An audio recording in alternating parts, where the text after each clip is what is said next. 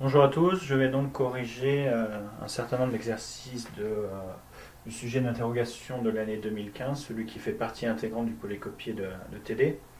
Donc c'est un TD sur les lois de Kepler, et donc avant de commencer, je voulais juste rappeler quelles sont ces lois de Kepler. Donc il existe trois lois de Kepler. La première, c'est tout simplement que les orbites autour d'un centre attractif massif sont des ellipses, on l'a déjà vu dans les cas précédents. La deuxième loi de Kepler, c'est ce qu'on appelle la loi des aires, qui dit tout simplement que des aires égales sont balayées pendant des temps égaux. Donc ici, on a le dessin d'une ellipse. Là, c'est le foyer d'une ellipse. Le foyer, donc, c'est le centre attractif. Et si on regarde pendant un temps t, donc par exemple, l'objet a parcouru une distance de là vers là, et donc ça correspond à une surface ici assurée.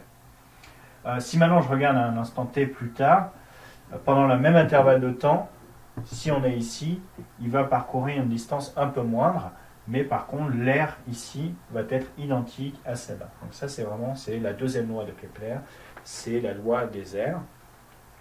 Et enfin donc il y a une troisième loi qui est que la période de révolution, donc c'est le temps pour faire un tour complet de l'ellipse, au carré est proportionnel au demi-grand axe au cube. Je rappelle, le demi-grand axe, c'est vous coupez votre ellipse en deux, et donc du coup vous obtenez A comme étant le demi-grand axe. Ça c'est le grand axe, la moitié, c'est le demi-grand axe. Voilà, donc ça va nous permettre de résoudre un certain nombre d'exercices, et en l'occurrence, on voulait se poser des questions un peu générales de cours. La première d'entre elles est: quel est donc le moment cinétique d'un objet massif en mouvement, donc comme ça dans une orbite dite elliptique. Donc ça c'était une des questions de cours de l'interrogation de 2015 qui va découler vers une application un petit peu plus pratique. Donc calculons d'abord ce moment cinétique. Moment cinétique est très important puisqu'on sait qu'il n'y a que des forces centrales, du coup il est conservé, donc c'est vraiment une constante du mouvement.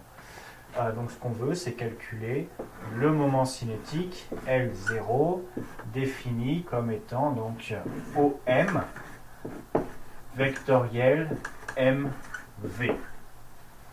Donc O, c'est le centre du centre attractif, M, c'est l'objet d'intérêt, petit m, c'est la masse de l'objet d'intérêt, et donc V, c'est la vitesse de l'objet qui est en train de tourner sur une ellipse. On va utiliser le système de coordonnées polaires.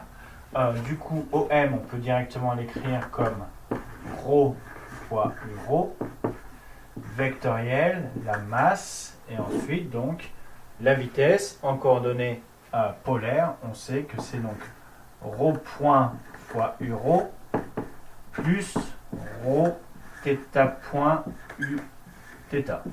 Voilà. Donc il suffit de développer maintenant ce produit vectoriel. Donc si on distribue, on va avoir ce produit-là, puis ce produit-là. On voit bien que le premier produit, on va avoir du uρ vectoriel uρ. Donc ils sont identiques, donc ils sont forcément colinéaires, et le produit vectoriel associé est nul. Donc le premier terme, ça va être vecteur nul, et donc il nous reste quand même un terme, donc c'est m ρ, et ensuite fois ρ θ point u θ. Donc ça c'est m fois ρ carré θ point. Très important maintenant, il faut qu'on ait uρ vectoriel u θ. Et ce uρ vectoriel u θ, donc le moyen mnémotechnique, est-ce que uρ u θ ils se suivent dans la chaîne classique uρ u θ uz. uρ et u θ ils se suivent, donc du coup ça donne plus uz. Je vous rappelle, si on avait fait le produit vectoriel de uρ avec uz, ils ne sont pas l'un juste à côté de l'autre, ça donne le complémentaire mais avec un signe moins. Donc uρ vectoriel uz donne moins u θ. Donc là il n'y a pas de problème, uρ vectoriel u θ ils se suivent, et du coup on a uz. Donc le moment cinétique c'est m fois ρ au carré fois θ point fois uz. Hop. Voilà. Donc ça correspondait donc à donc calculer la norme du moment cinétique L0 en coordonnées polaires. Donc la norme L0 ici, la norme de L0, ça va être égal à m fois rho carré fois θ point, sachant que uz du coup est un vecteur unitaire. Donc sa norme est 1. Donc grâce à cette question, normalement on peut être capable de démontrer la deuxième loi de Kepler, donc qui était la loi des airs, qui est en fait contenue dans cette expression qu'on vous donne, qui est la dérivée de cet air par rapport au temps est égale à L0 sur 2 fois m, où L0 c'est celui-là. Voilà, donc l'objectif maintenant c'est de démontrer ça.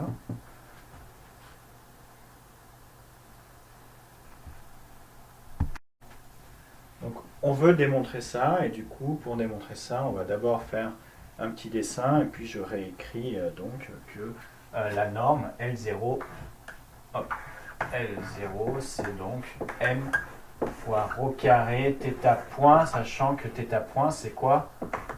C'est la dérivée temporelle m rho carré fois la dérivée de θ par rapport au temps. Donc allons-y, faisons un petit dessin.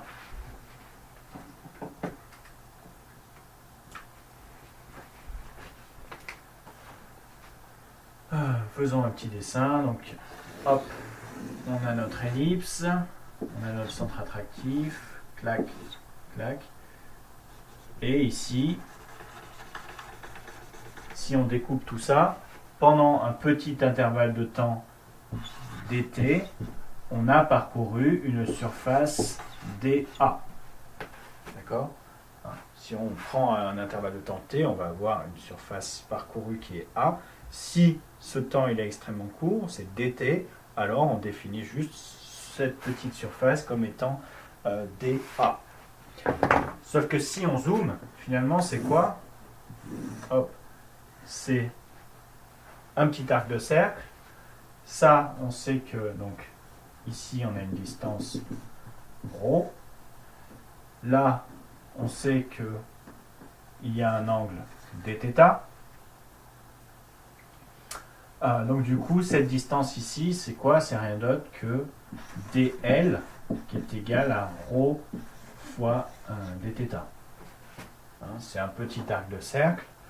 Et si maintenant, on veut calculer quel est l'aire de ce petit élément infinitésimal de surface, c'est-à-dire dA, on voit bien que si ici c'est extrêmement petit, c'est assimilable à une ligne droite, et du coup c'est quoi? C'est la moitié d'un rectangle, et du coup on sait très bien quelle est la taille, la surface d'un rectangle, la moitié. Donc du coup ça va être que dA, ça va être donc la longueur ici, ρ, fois cette hauteur. Donc on a dit que ça c'était ρ fois dθ, donc on a un ρ carré fois dθ, et surtout on n'en a que la moitié, donc c'est divisé par 2. D'accord? Donc on a notre dA, on a un lien avec le dθ, et donc maintenant si on fait ça et qu'on divise tout par dt, sur dt, ici on a un dθ sur dt, on voit bien que du coup on a dA sur dt qui est égal à ρ carré sur 2 fois ρ carré sur 2 fois dθ sur dt, c'est-à-dire θ point. Difficile à lire. Donc on rappelle, ici on avait L0, c'était m ρ carré θ point, donc ici on a ρ carré θ point, ça ce n'est rien d'autre que L0 sur m, on avait un 2, et hop, on a directement que dA sur dt égale à L0 sur 2m, puisque on a L0 sur m qui est égal à rho carré θ point, qui était ce qu'on avait donc déterminé juste avant. Voilà. Donc ça nous permet donc de déterminer, de démontrer cette deuxième loi de Kepler, qui est la loi des airs. Mais on veut aller plus loin et carrément aller démontrer donc la troisième loi de Kepler. Troisième loi de Kepler donc, qui permet de relier la période de révolution à la taille du demi-grand axe. Faisons ça.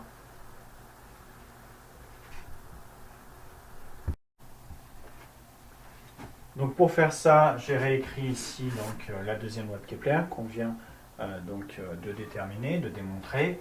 On se rappelle qu'on a L0 qui est une constante, c'est donc le moment cinétique est une constante. Et on sait aussi que la surface totale d'une ellipse, c'est quoi? Donc, si je l'appelle grand A, on sait aussi que c'est pi fois A fois B, où donc pi c'est la constante, A c'est le demi-grand axe, et B c'est le demi-petit axe qui est ici. Donc ça c'est une donnée du problème, on nous le donne. Mais du coup, il y a peut-être moyen donc, de relier ça avec le L0, et donc pour ça, ce qu'on va faire, c'est que donc, on va intégrer cette équation entre l'instant initial et l'instant final au bout de un tour. Cet instant final, c'est donc la période de révolution. Donc, on va faire ça. Donc, si on intègre entre 0 et grand T dA sur dt, on voit bien qu'on va retomber sur quoi? Sur A, où A, c'est donc la surface totale parcouru pendant une période. Et ça correspond donc à une intégrale de 0 à grand T de ce terme-là, qui est une constante, donc de L0, alors il faut intégrer par rapport à T, donc de L0 sur 2m fois dt. Hop. Donc là, on voit que les dt s'en vont, et donc ça correspond à une intégrale de 0 à à la fin, c'est-à-dire la surface totale qui est égale à pi fois a fois b. Donc ça, ce n'est rien d'autre que la surface totale de l'ellipse. L0 sur 2m, c'est une constante, donc on peut le sortir de l'intégrale, et du coup on intègre 1 fois dt entre 0 et t, c'est-à-dire grand T. Donc ça, ce n'est rien d'autre que L0 sur 2m fois grand T. Donc A, on n'oublie pas que c'est pi fois A fois B. Et donc ça nous permet donc de relier la période A, donc A et B. Hop.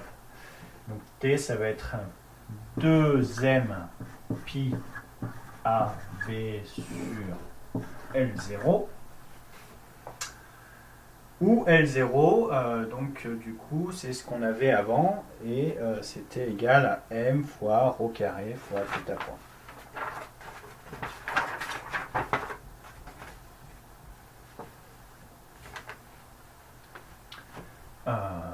Donc c'était égal à m fois rho carré fois θ point, et aussi, on vous donnait...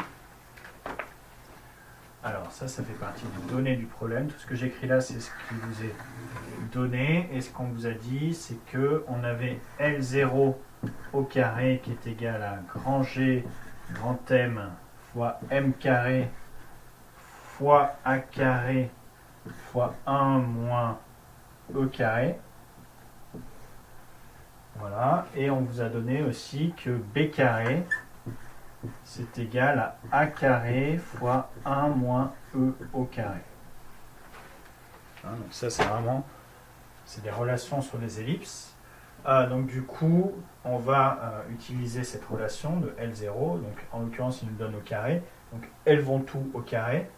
Donc T au carré est égal à donc 4 M au carré fois pi carré fois A carré fois B carré sur L0 carré. Et donc on peut continuer. Hein. Donc on a du coup t au carré qui est égal à 4 m carré pi carré a carré.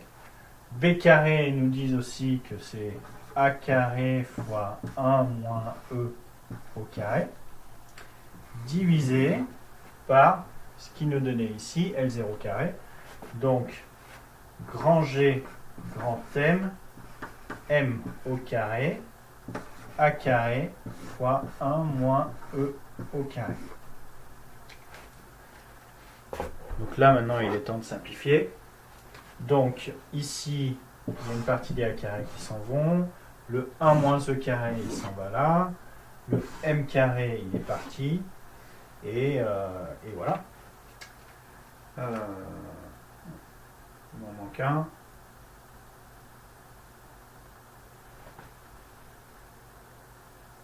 Oui, il m'en manque un parce que ici, il n'y avait pas de A carré et du coup, il n'y a pas de A carré là. Donc ça veut dire qu'il en reste un ici. Voilà. Donc terminons le calcul et du coup on obtient quoi? On obtient que ça c'est égal à donc 4 pi au carré, a carré fois a, donc c'est a cube sur grand G grand M. Hop. Donc ça c'est la relation finale qui relie donc le carré de la période au cube du demi-grand axe, c'est-à-dire la troisième loi de Kepler, t carré proportionnel à a au cube, où a donc est le demi-grand axe. Voilà.